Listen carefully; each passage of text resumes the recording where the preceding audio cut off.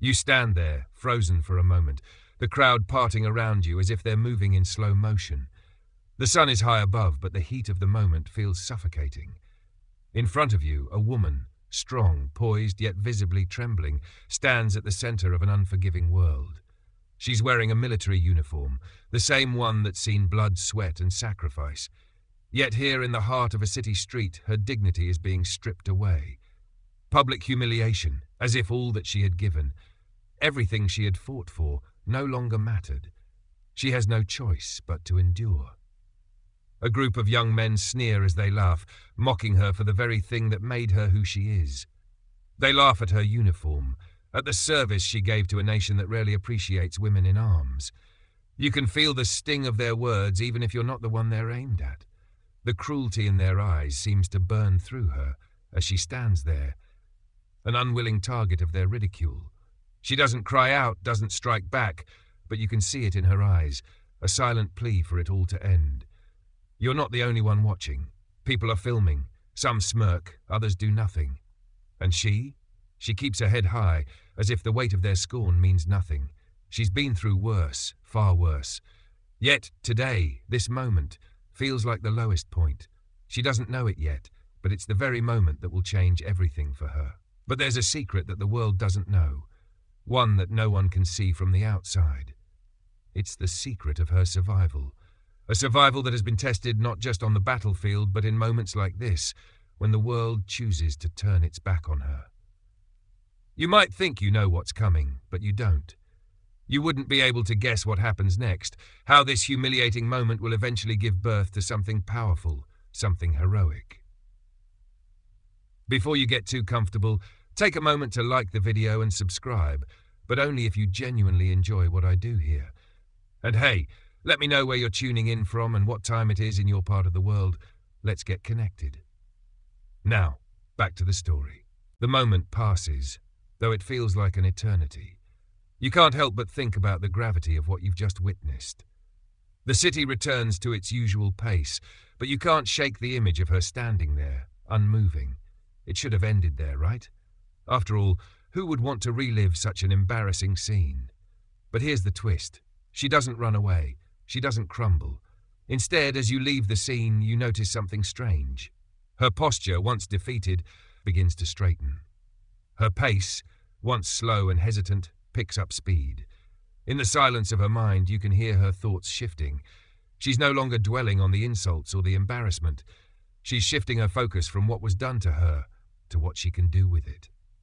A week later, you catch a glimpse of her again. This time, it's in a different light. Her eyes are full of determination, but there's something more. There's purpose behind them. She's no longer the victim in the story. No, this time, she's the one steering it. It all starts with a post. A message, simple but powerful. It's a cry for understanding, a plea to those who have no idea what it's like to wear the uniform, to serve with your life, only to have it spat upon by the very people you vowed to protect. But this post, it's different. It's not angry. It's not bitter. It's honest. She writes about her service, about the pride she once felt and the heartache that came with the constant rejection of women veterans. She speaks about the loss of identity many women face after leaving the service, and how the world just doesn't know how to treat them, like they were nothing more than shadows of their male counterparts. Her words resonate. They hit a nerve. What she thought was an isolated experience, something only she could understand, suddenly becomes something shared by thousands, maybe millions. Women veterans, often overlooked or misunderstood, start to speak out. They find themselves in her words. It's a collective awakening. The comments flood in. They share their stories too, stories of public ridicule, of disillusionment, and of being unseen. But it's more than just a Facebook post. It's a quiet movement. In her words, she finds a sense of belonging again, a voice she thought she had lost. And though she doesn't know it yet, she's started a revolution that will change not just her life, but the lives of so many women who served their country and never got the recognition they deserved. You feel the shift. The world is changing around her, and you can almost feel her gaining strength with each passing day. She's no longer the woman standing humiliated in the street. No, she's becoming something more, something bigger. As you watch this transformation unfold, you begin to realize something crucial. It's not just her strength that's growing, it's the strength of the community she's inadvertently built. The women veterans who once hid in silence now have a voice. They now have a platform to share their experiences, their pain, and their hope. It's a reminder that sometimes our lowest moments become the foundation for the most powerful movements. But there's more to this story, something that will make your heart race, because it's in the next steps she takes that you'll see the true power of her journey. You won't believe how it unfolds, how the world, once so cruel, will now turn and pay attention to her like it never has before. It's only after that viral post that the real shift begins, the one that sets everything in motion. You're standing in front of your screen, scrolling through the comment threads, and you can't help but notice the ripple effect. Her words have struck a chord deeper than she ever expected. People are noticing, sharing, reaching out. A few weeks go by, and the outreach becomes more than just words. It becomes action. She's invited to speak at a conference, of all places, focused on veterans' issues. The irony doesn't escape her. Just months ago she was humiliated, mocked, rejected. Yet here she is, standing tall on a stage, prepared to speak to hundreds of people about her journey, her service, and the truths others were afraid to acknowledge. She never thought she would be here. Heck, she never thought she'd make it through the humiliation, let alone stand in front of a crowd, telling her story. But you see it now, don't you? The piece that's missing from all the noise, the piece that changes everything. It's not that she wants revenge or recognition. No, this is about something more profound. This is about reclaiming her identity, about stepping out of the shadow of shame and walking into the light of recognition, not for the service she gave, but for the service she deserves to be recognized for. When she steps up to the podium, there's a moment of silence in the room. The audience waits, and you can feel the weight of it, the expectation, the doubt. It's like they're not sure what to expect from someone who's been so publicly torn down. What could she possibly have to say that would make a difference? But as she starts to speak, you realize something. She's not trying to convince them. She's simply speaking her truth. At first, it's just about her story, her experience. She talks about being a woman in the military and how every day felt like she had to prove herself more than her male counterparts. But then something shifts in her speech, and you notice the change, the way she speaks about the others who serve, the ones who were silenced just like her. This is no longer just her fight, it's the fight of every woman who has served in silence. But it's not easy.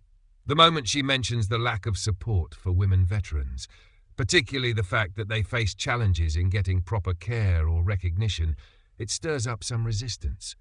A few naysayers start to murmur from the back of the room. "That's not true," one man says under his breath, but she doesn't flinch. She keeps going. She talks about the bias in the system, the underfunding of services for women veterans, and the crushing loneliness many feel when they come back home. And there's the twist. That's the moment she reveals what she has been quietly working on in the background, the thing that no one expected. She's been organizing. Behind the scenes, she's been quietly creating a network of women veterans, those who have been betrayed and ignored by the system. They've been coming together, in small groups at first, sharing their stories, offering each other support. But now, with her newfound voice, she's pushing for something bigger, something more radical than simply talking about change. She's pushing for action.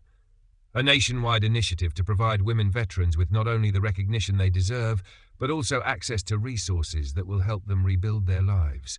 And just like that, the world begins to take notice. You watch, amazed, as her words spark something in the room, a shift that you feel ripple beyond the walls. The energy in the crowd changes. The naysayers fall silent. You can see it in their faces. They're realizing she's not just talking about a problem, she's showing them a solution, a tangible path forward. What was once a humiliating moment, a flash of weakness in the eyes of the world, has transformed into a movement. She's not just another woman who served, she's a catalyst for change. But even as the support grows, there's something else brewing beneath the surface. The deeper she goes into this fight for change, the more resistance she faces. It's not just from those who mock her, but from the very institutions that have long ignored women veterans. You sense that she's approaching a fork in the road, one that could either elevate her cause to national recognition or leave her vulnerable to the system that's been working against her all along. How will she respond to this? You'll have to see, because the next step is one that will challenge her in ways she never anticipated. She's already given so much, but the true test lies ahead. The resistance comes in many forms. You can feel the tension mounting as she becomes more visible in the fight for women veterans' rights. There are the subtle whispers, the quiet dismissals from those who believe her cause is unnecessary. Then there are the more overt attacks, media outlets questioning her intentions, challenging her credibility, and framing her as an activist rather than a soldier. The backlash is swift, and it's clear that there are forces at play who are trying to silence her, to diminish her power. But what they don't realize is that this battle has already changed her. What used to be an uncertain, fragile woman, the one who had been humiliated in public, has transformed into someone who is unwavering. She's learned that the system that rejected her, that turned its back on so many like her, can't be trusted. And so, instead of backing down, she digs her heels in deeper. She has no choice. This fight now is no longer personal.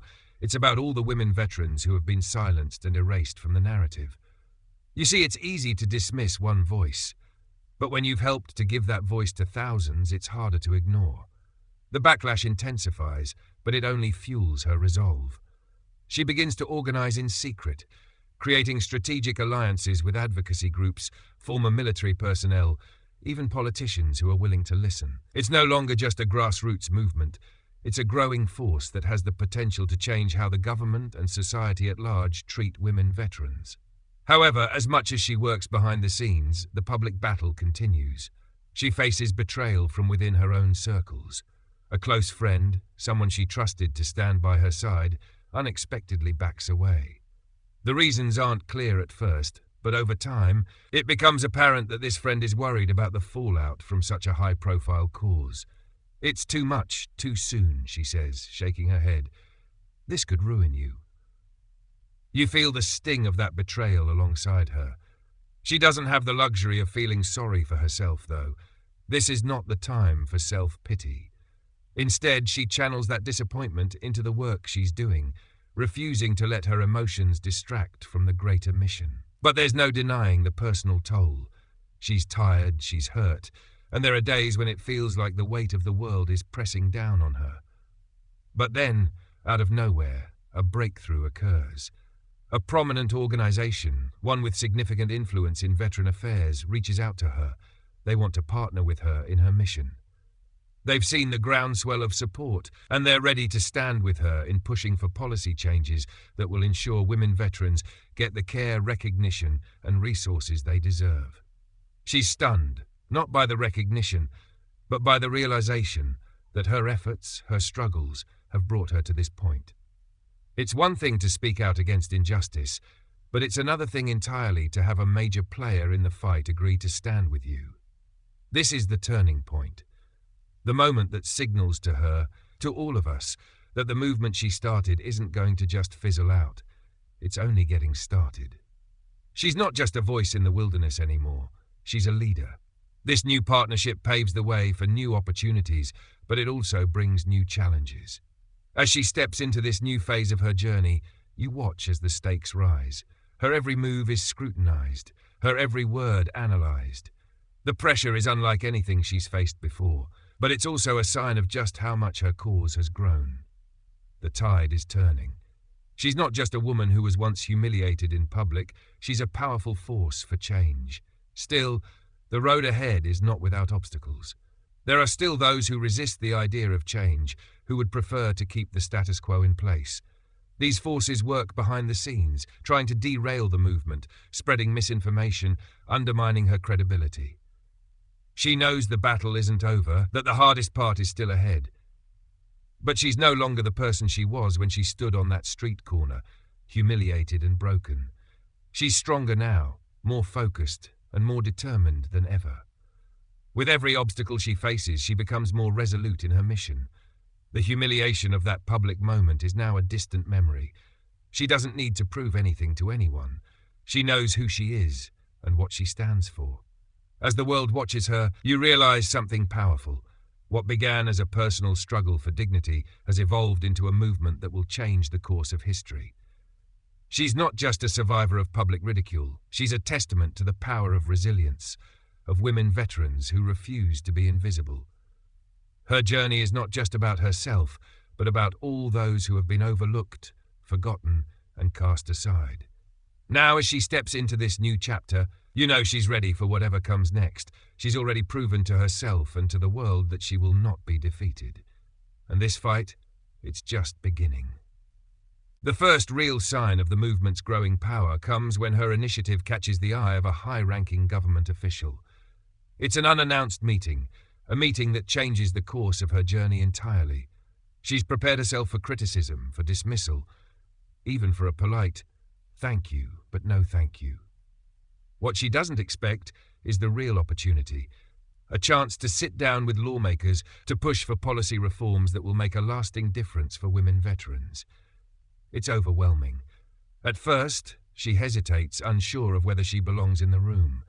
It's one thing to speak from the comfort of her community with the backing of grassroots support. But this is different.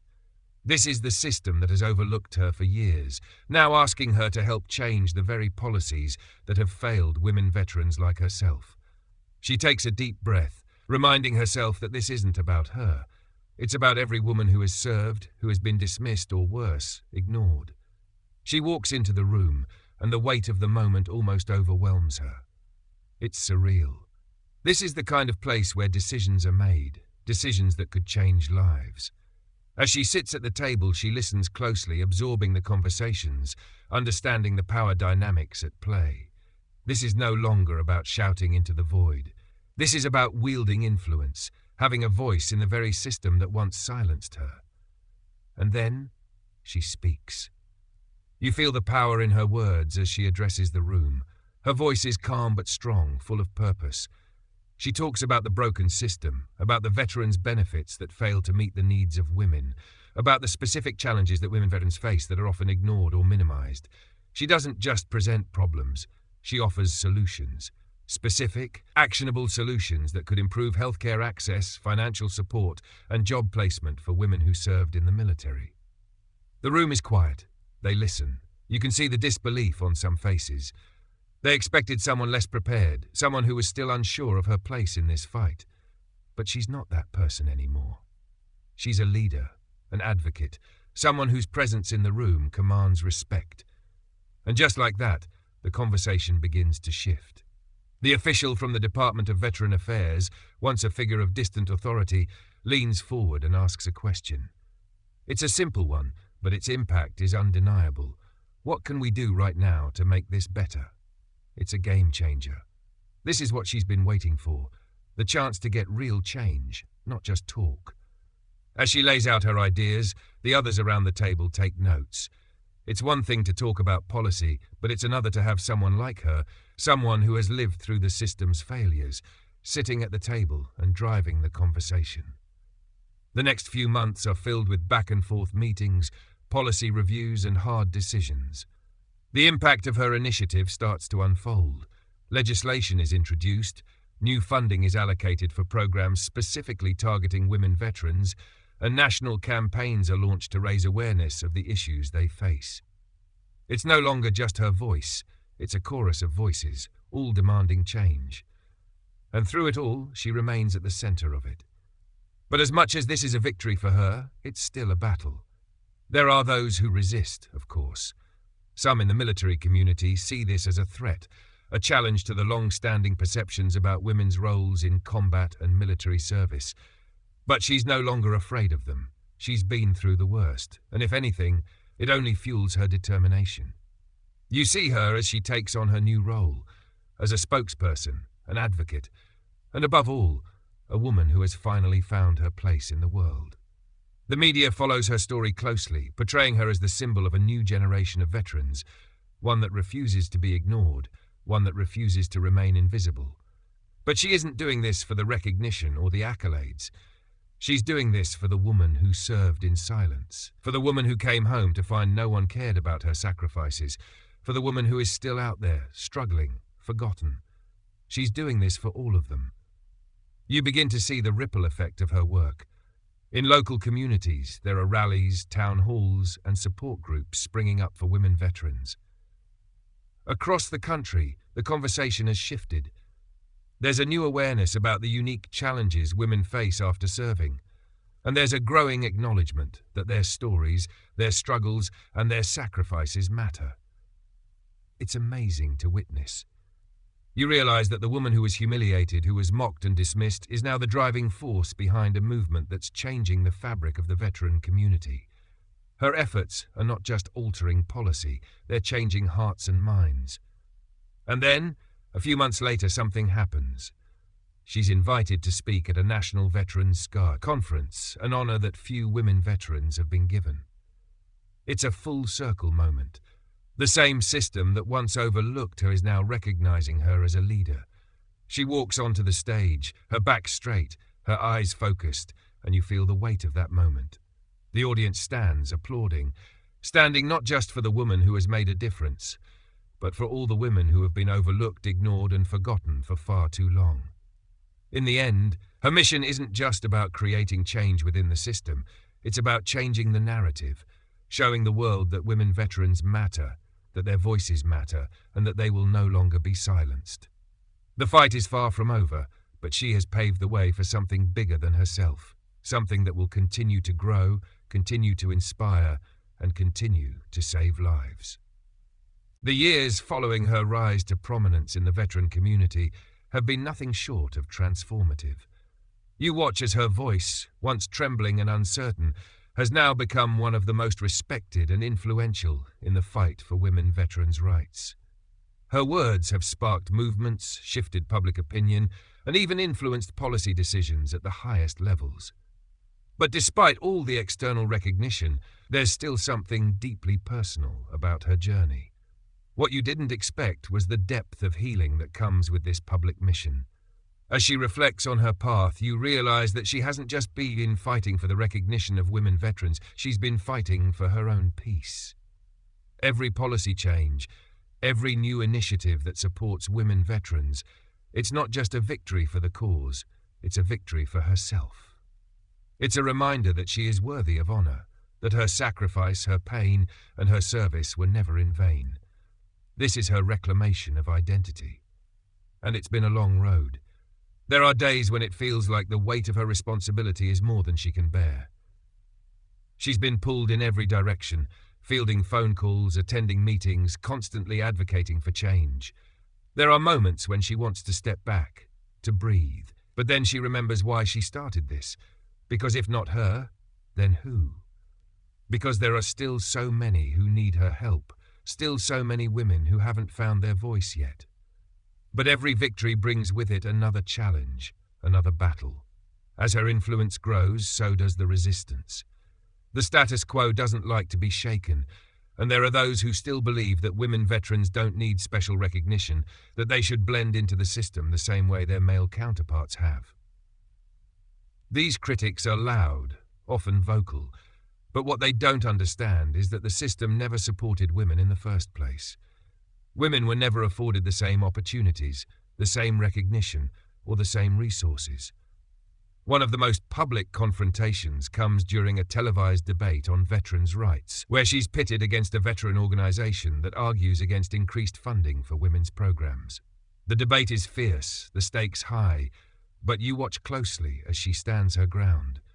She doesn't raise her voice, doesn't shout over the other side.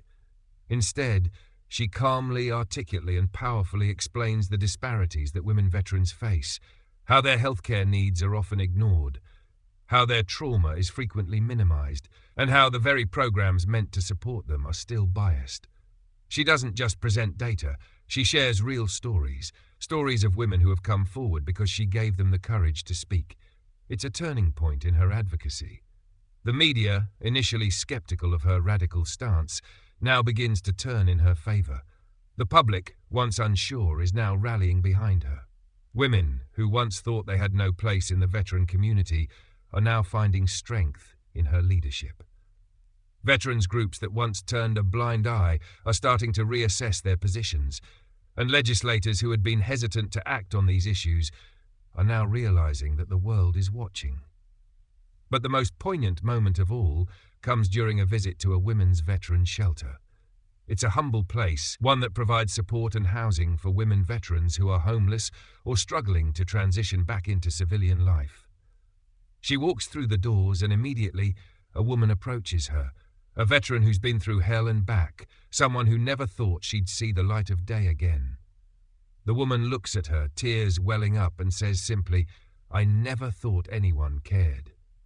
I never thought anyone would understand." And just like that, you see the impact of her work. It's not just about changing laws or systems. It's about giving people hope. It's about showing them that they matter, that their stories are worth telling, and that their service is honored. As you watch her, you realize that this mission, this journey she's been on, is far from over. But it's different now. The work she's doing isn't just for change, it's for healing. Healing for herself, for the women who've served before her, and for the generations of women veterans who will come after her.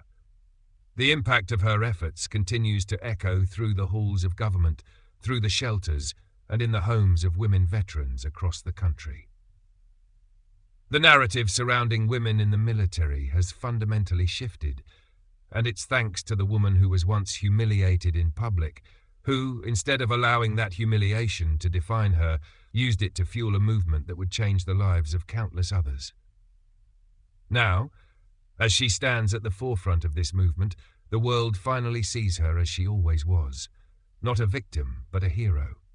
Not a woman defined by the public's scorn, but a woman who has reshaped the very narrative of what it means to be a veteran. Her legacy is not just the policies she has helped to create or the recognition she has garnered. Her legacy is in the lives she has touched, the voices she has raised, and the lives she has saved. As the movement continues to grow, she remains steadfast. The work is never truly done, but her impact is undeniable. The transformation from humiliation to heroism isn't just her story. It's the story of every woman veteran who has ever felt invisible, forgotten, or ignored. Her story is their story. And as the story comes to a close, you know that what she started will continue to inspire others to step up, to stand tall, and to never let the world define their worth. Because in the end, the world didn't define her. She defined herself. And that's a legacy that will never be forgotten.